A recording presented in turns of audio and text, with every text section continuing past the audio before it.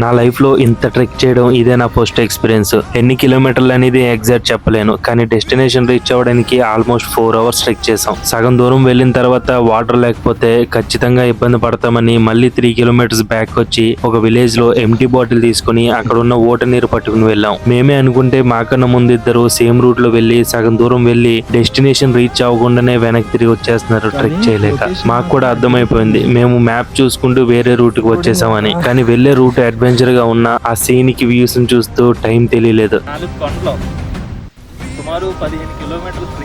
But ఈ trek మాత్రం మాకు చాలా మెమోరీస్ అండ్ చాలా ఎక్స్పీరియన్స్ ఇచ్చింది. అక్కడ నుంచి అలా దూరం వెళ్ళకండి, ఆ రాయి ఉందా? అవును, ఆ రాయి నుంచి పైకి వెళ్ళండి.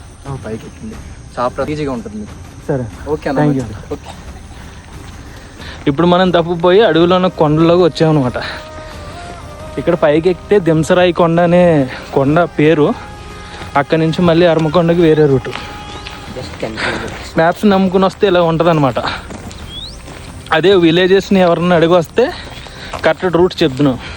కానీ మేము విలేజెస్ని కూడా అడిగి వచ్చాం, కానీ వాళ్ళు ఇక్కడ నుంచి కొండ దగ్గర నుంచి 7 kilometers అన్నారు. పోన్లే అని 3 kilometers ఎక్కాం.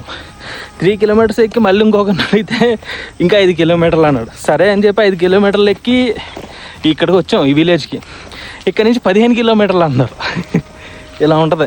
మేము వెళ్ళిన డెస్టినేషన్ దింసరాళ్ళ కొండ, సీతమ్మ కొండ, అరమకొండ. ఈ 3 కొండలు పక్క పక్కనే ఉన్న ట్రెక్ మాత్రం చాలా అడ్వెంచర్ గా ఉంటుంది. నెక్స్ట్ వీడియోస్ లో మేము ఎక్స్పీరియన్స్ అయిన ఒక బ్యూటిఫుల్ మూమెంట్స్ ని మీకు షేర్ చేస్తాను.